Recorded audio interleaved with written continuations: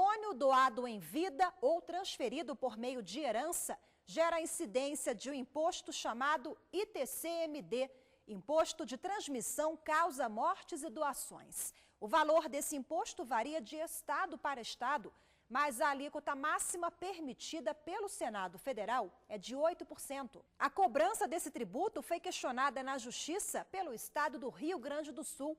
A Corte Gaúcha declarou a inconstitucionalidade da lei estadual que previa a progressividade na alíquota do imposto. Determinou apenas o pagamento de 1% sobre o bem. O estado então recorreu.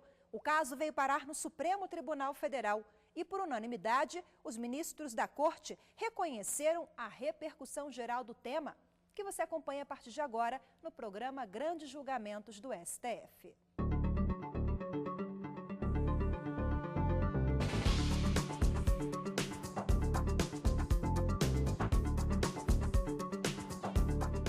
O Supremo decidiu que é válida a cobrança do ITCMD pelos estados de maneira progressiva.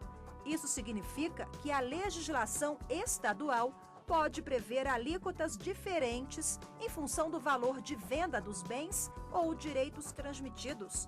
O caso foi julgado durante a análise de um recurso extraordinário apresentado pelo Estado do Rio Grande do Sul em 2007.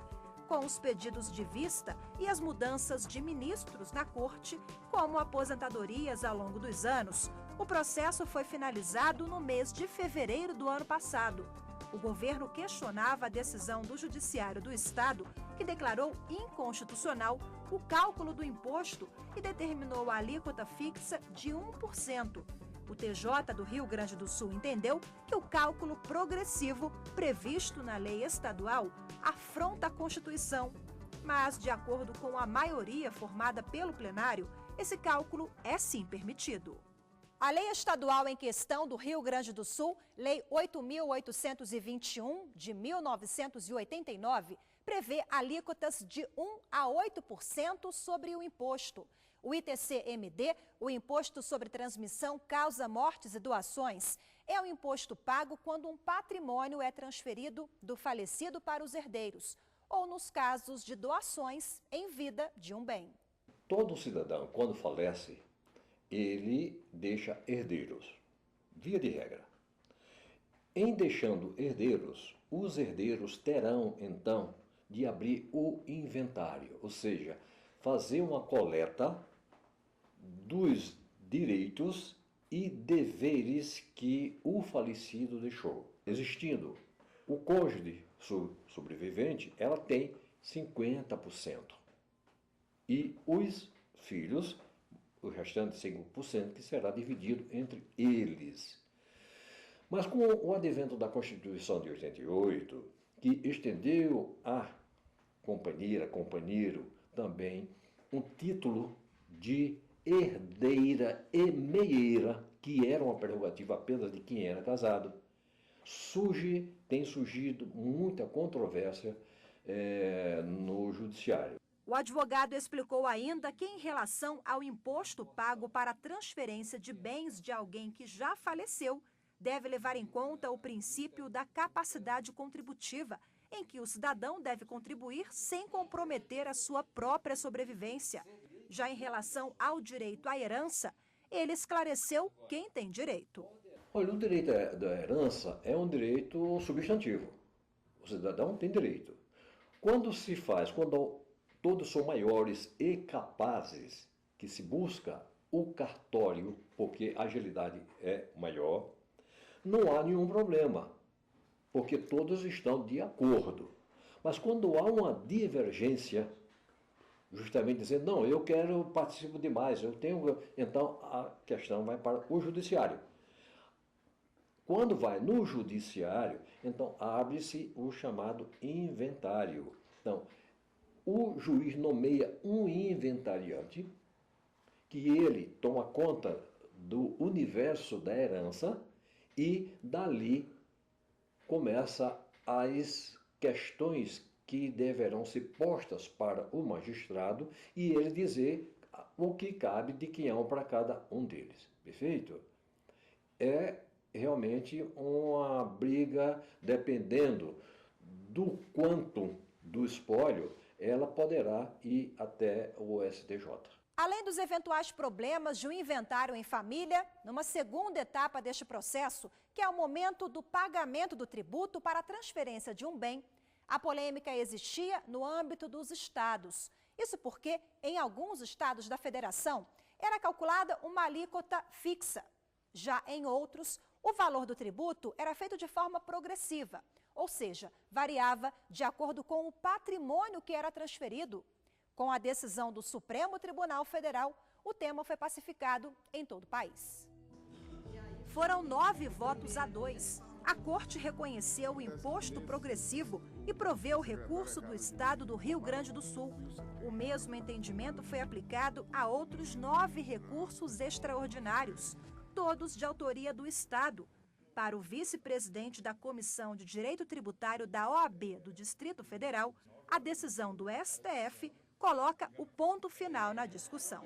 Foi muito importante esse julgamento do Supremo, porque ele pacificou, na verdade ele alterou e pacificou o entendimento histórico do STF e acabou com as decisões divergentes dos demais tribunais do país. O que acontecia? Anteriormente ao julgamento desse processo, o Supremo já tinha pacificado o entendimento de que era impossível a progressividade de impostos sobre os impostos de caráter real, ou seja, aqueles impostos que a principal característica para sua incidência é a natureza do bem transmitido ou do bem a ser tributado, e não uma condição do contribuinte que daria o caráter pessoal aos tributos. O recurso que serviu de paradigma para a decisão nesse caso foi apresentado na Corte em 2007 e julgado pelo plenário em fevereiro do ano passado, em conjunto com outros 9 processos que tratavam do mesmo tema. O caso teve a repercussão geral reconhecida pelo STF. Daqui a pouco, no próximo bloco, você vai ver como foi a votação desse recurso no plenário. Vamos para um rápido intervalo e voltamos em instantes.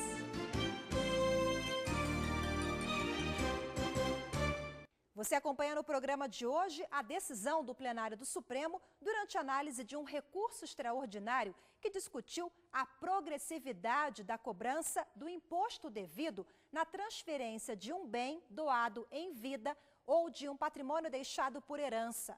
O recurso foi apresentado pelo governo do Rio Grande do Sul contra a decisão do Tribunal de Justiça Gaúcho.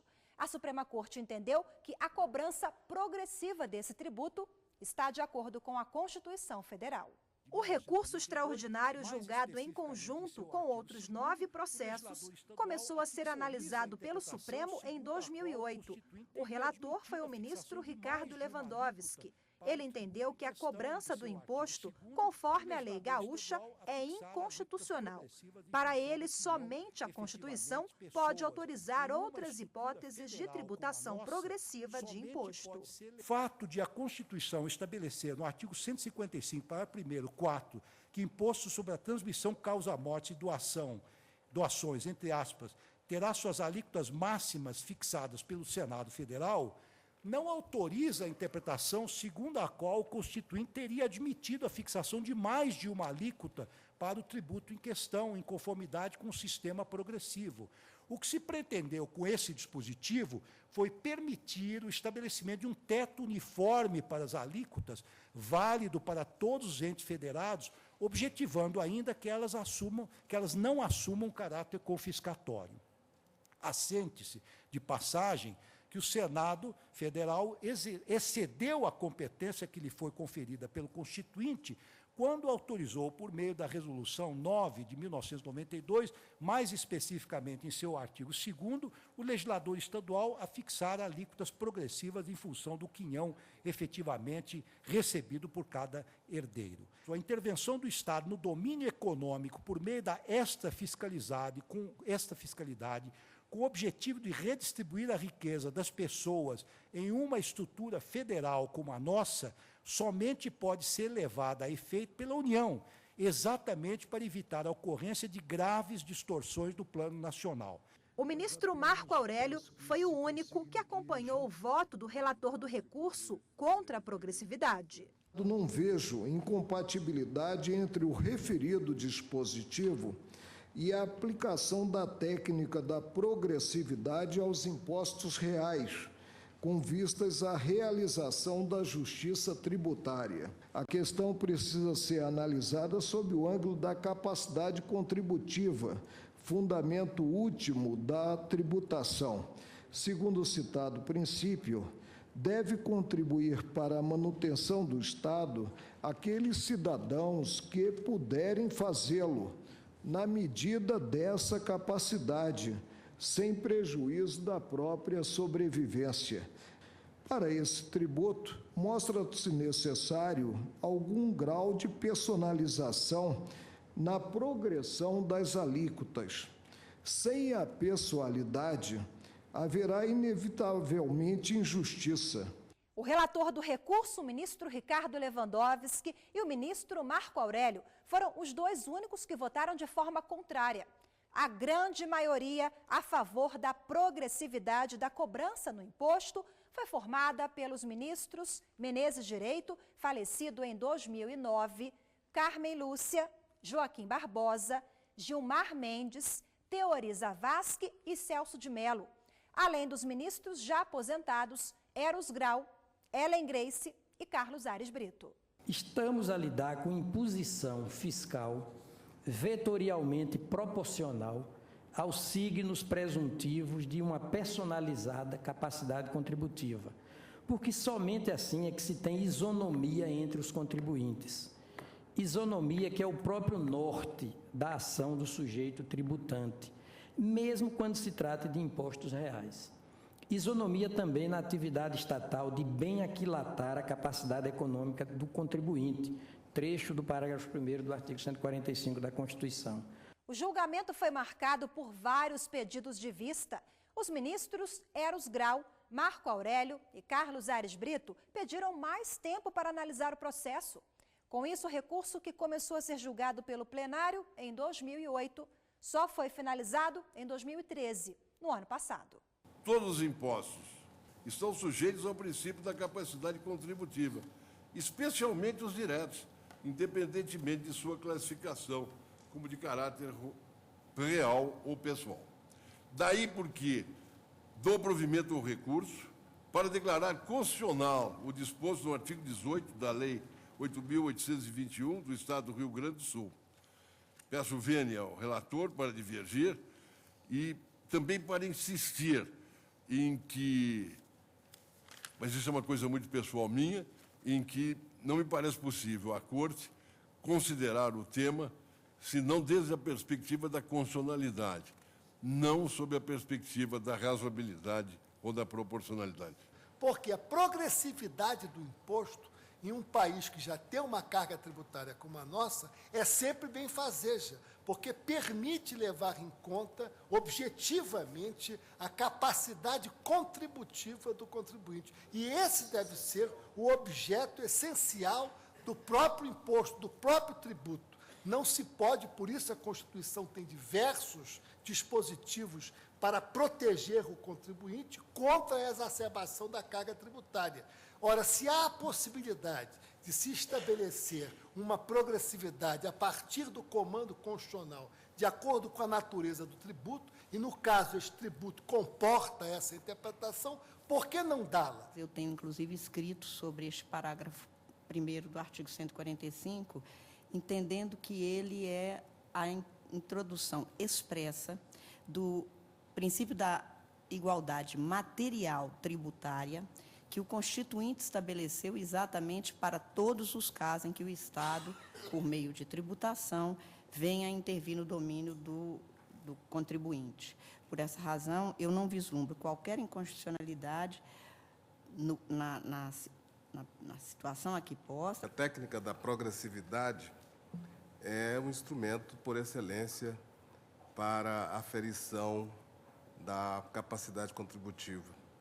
A tributação ad valorem, com a especificação de uma única alíquota, é insensível à intensidade econômica da base que se está tributando, circunstância que pode gerar distorções, não é? Distorções que igualam sujeitos passivos em situações que, na verdade, têm situações, ostentam situações diversas. Prevaleceu a conclusão de que o parágrafo 1º do artigo 145 da Constituição Federal permite a progressividade na cobrança do imposto. Isso porque ele dispõe o seguinte, que os impostos terão caráter pessoal e que cabe à administração tributária checar a capacidade contributiva, a capacidade econômica de cada contribuinte. Essa progressividade não só não é incompatível, como atende, de alguma forma, o princípio da capacidade contributiva, que, como bem demonstraram os votos, especialmente do ministro Carlos Aires e da ministra Ellen, não é também incompatível com os chamados impostos reais. O princípio da capacidade contributiva, ele deve ser aplicado a todos os impostos. Eu também me encaminho no sentido do provimento do recurso. Também apoio-me basicamente nas razões que foram aqui expostas pelos eminentes ministros que divergiram do senhor relator, mas notadamente os votos da ministra Ellen Grace e também do ministro Eros Grau, o primeiro a instaurar, a abrir esse dissenso, e no qual Sua Excelência recorda alguns precedentes desta Corte, da lavra do eminente ministro Carlos Veloso, a respeito da precisa interpretação que se deu ao parágrafo 1º do artigo 145 da Constituição, que consubstancia uma regra que contém duas sentenças. A primeira, a de que, sempre que possível, os impostos terão caráter pessoal. E uma segunda sentença, no sentido de que os impostos, quer pessoais, quer reais, deverão sempre observar a capacidade econômica do contribuinte. Depois de 5 anos de debates, o Supremo Tribunal Federal alterou a jurisprudência da Corte e decidiu que a progressividade na cobrança do ITCMD, o Imposto sobre Transmissão, Causa, Mortes e Doações, é constitucional. Daqui a pouco, no próximo bloco, você vai entender melhor o que significa a progressividade na tributação e o que muda na prática com a decisão do Supremo. Até já.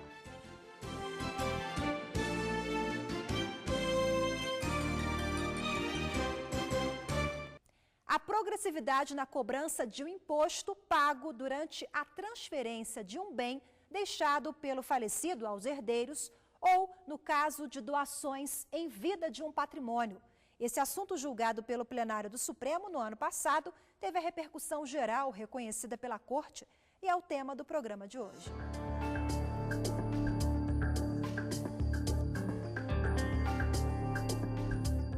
A progressividade é uma técnica de tributação que tem como objetivo fazer com que os tributos atendam à capacidade contributiva.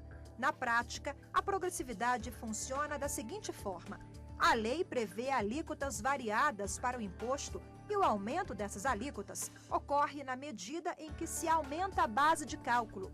Assim, na progressividade, quanto maior a base de cálculo, maior será a alíquota. Um bom exemplo disso é o imposto de renda. O imposto de renda é um exemplo clássico da progressividade.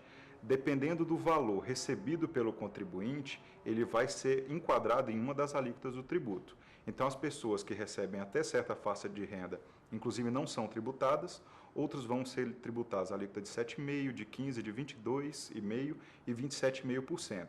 Essa é a progressividade, aumenta a base de cálculo, que aumenta, portanto, o rendimento do contribuinte ou o valor do bem que o contribuinte está recebendo, e com esse aumento o Estado ele se julga no direito, ele tem o direito previsto na Constituição de aumentar as alíquotas para tirar uma maior fatia desse patrimônio para poder cumprir com as suas funções. No julgamento do recurso extraordinário do Estado do Rio Grande do Sul, a grande discussão no plenário era saber se a progressividade também poderia incidir nos chamados impostos reais.